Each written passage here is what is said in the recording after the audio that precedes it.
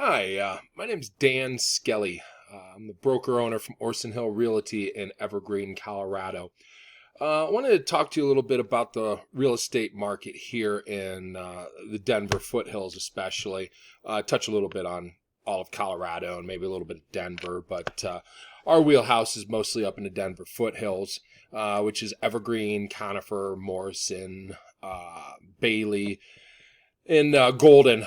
Uh, there's a lot of people out there that are a little bit worried about what's going on with the market. So just to put that at ease a little bit, they compare it to 2008.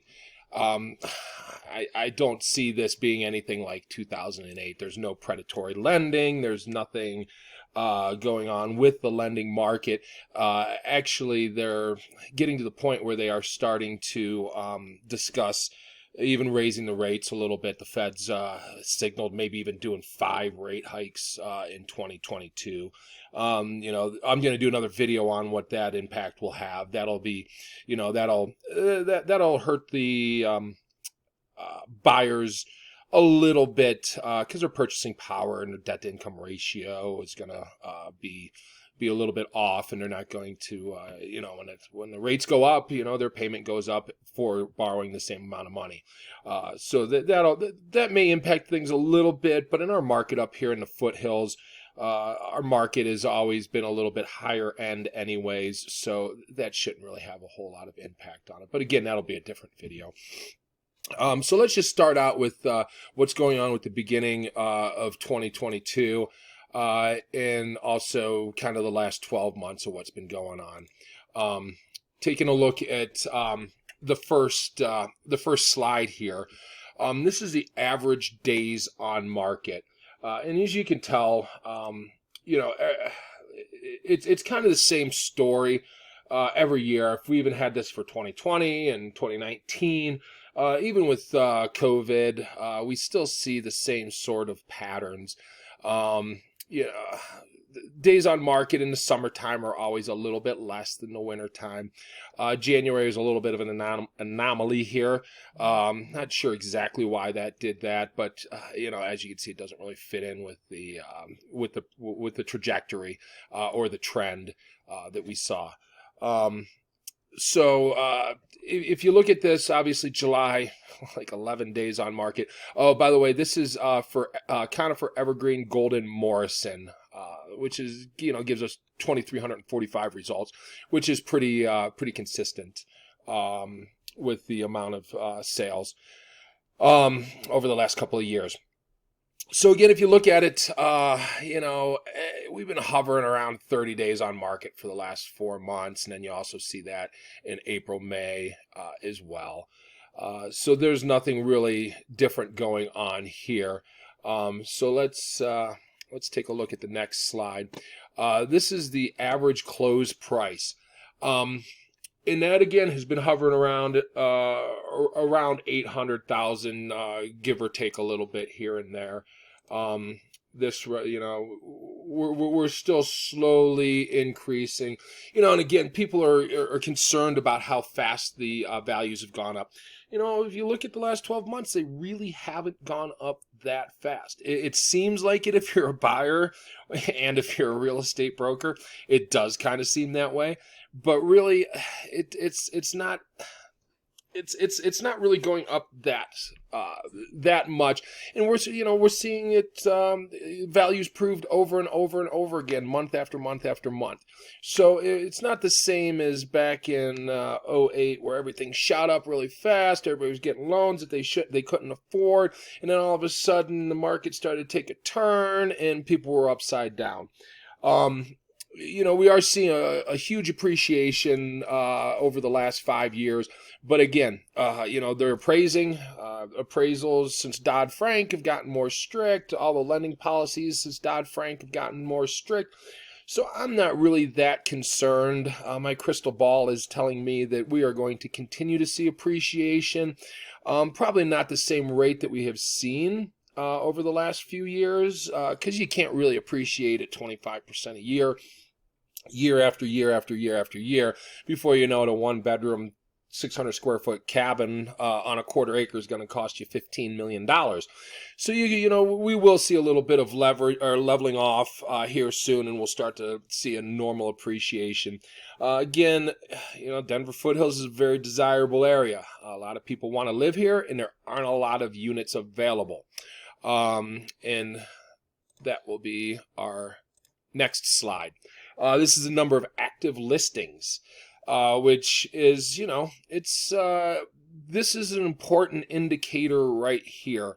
But if you look back and forth, so you look at July 2021, we still had 375-ish active listings. But if you go back here, July, you're even a little bit lower than you are right here, where you only have, slightly over 150. And these trajectories are pretty normal as well. Obviously, during the holidays, people don't want people, traipsing through their houses. They got other stuff going on. So, we always see a little bit of a drop off here this time of year. So this trajectory is absolutely normal. And again, coming back to, if we look at all three of them together, we don't really necessarily see a normal trend line that you would anticipate with, supply and demand is always a real estate market driver, just like any other commodity that you may need or want.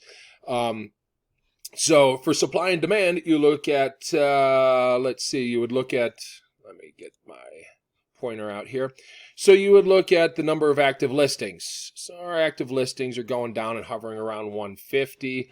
But we're not seeing, we're seeing the price increase slightly, almost up to about 900,000 right here. So you are still seeing, as the number of listings go down, demand continues to stay about the same. We're seeing about the same, if not maybe a little bit less offers. Back here, in June, July, and August of this year, we were writing contracts and we were having 5, 6, 7 competing offers, and they were all very competitive. Buyers were doing some pretty crazy things as far as writing their offers and removing a lot of contingencies that were making things a little bit dangerous as far as I'm concerned. Our contracts are written in the favor of the buyer for a reason. The whole buyer beware. The buyers should have the ability to terminate a contract and receive their earnest money under certain situations. And it was getting a little bit scary. I mean, people were removing appraisal contingencies. Luckily, we were hitting the number on most appraisals. But we were seeing a few that weren't coming in, and they were having gaps, so they were going to have to bring an extra $50,000 to the table, something to that effect.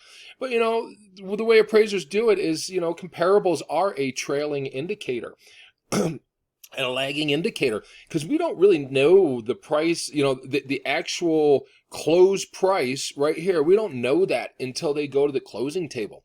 So let's say that there's a $1 million house, a listing for $1 million house, and, they offer 1.2 million on it. It may not be worth 1.2 at the time of the contract being written, but we have seen appreciation so quickly and so fast that those 30 to 45 days, we would actually see properties recording closing prices to actually get up to make that property worth $1.2 million. So, keep that in mind. If your agent should know what they're doing, and, always consult your agent, your accountant, or your attorney, whenever you feel necessary. So that's basically what's going on here at the beginning of 2022. The date of this recording was February 3rd of 2022. And this data is pretty much up to date as of that date. This data was downloaded today. As always, if you have any questions about real estate, looking for a real estate agent to help you in any transaction, my name's Dan Skelly. I'm the broker owner at Orson Hill Realty. We're based out of Evergreen. We work all over Denver in the Denver Foothills. So if you need to list your house or buy another house, buy a second home, whatever, just give us a call or check us out online at orsonhillrealty.com. DanSkellyRealEstate.com, FoothillsRealProperty.com, or give us a call at 303-503-8793. Thank you so much. Have a great day, and good luck with your next real estate transaction.